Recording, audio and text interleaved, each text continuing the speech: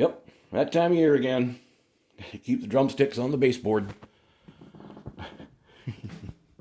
Anyway, it's a quick video about my homemade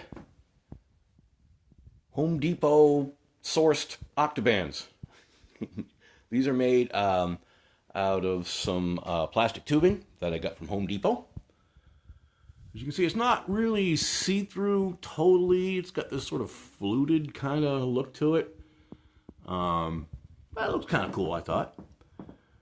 So anyway, chunk of plastic tubing that I got from Home Depot. It was about $50 for about a 3-foot section of it. And I cut these two down to roughly 14 inches for the short one, 18 inches for the longer one. The tubing, it works pretty well. It's not perfectly round. In some spots, it's rounder than others. It's not meant to be made into drums. It's meant to move dust and material, dust collection and stuff.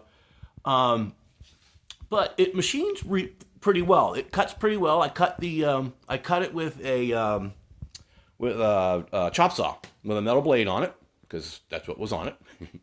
And what I did to make sure that the bearing edge surface was square to the tubing is I used a disc sander, and I just made sure the table was nice and square to the sanding surface, and just used that and gently use the sander to make sure this was square 90 degrees to the tubing. I didn't really dress the bearing edges very well. I just kind of cut them. I'm going to go back over and maybe clean them up a little bit. I mean, they don't sound too bad. I mean, I'm doing this with one hand, so bear with me.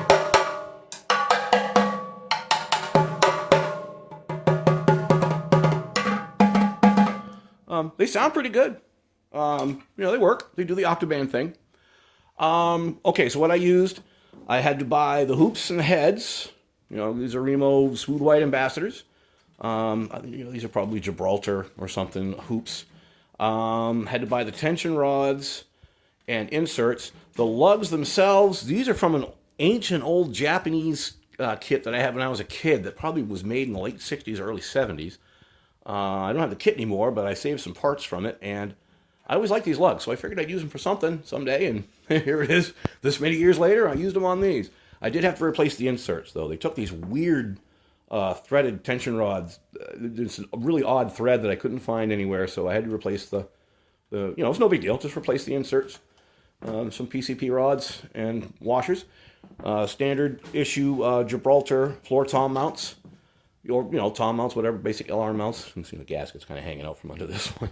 The thing is about these mounts, it works, it's hanging them, but they do, I don't know if you can see that or not, you can see they do move a little bit. I mean, they don't move around that much, and they're not going anywhere, but, they're not meant for drums this narrow in diameter.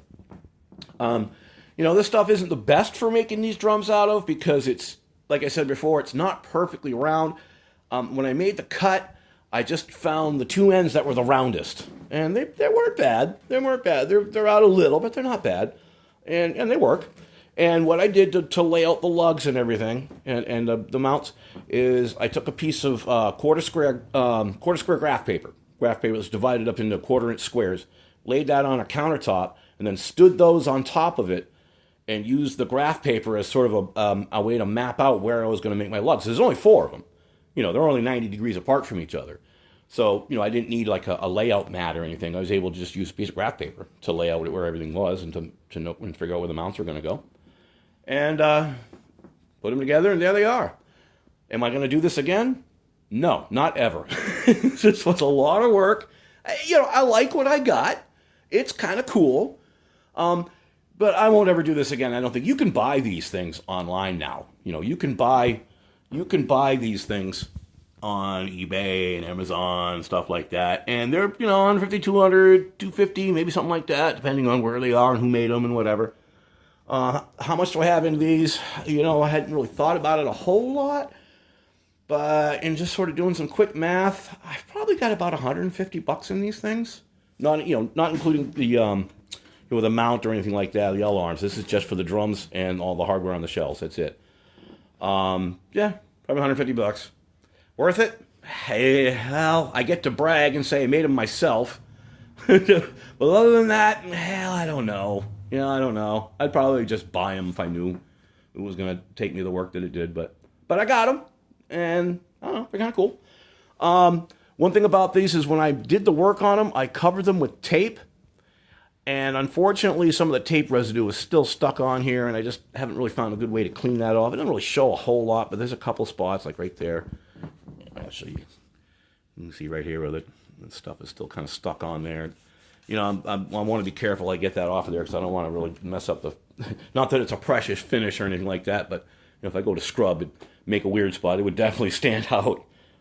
But anyway... There's not quite as quick video as I thought it was going to be video on my homemade Octobans. Yeah, it can be done. Not ever going to do it again. But anyway, that's just a quick one. Thanks for watching. Have a great day.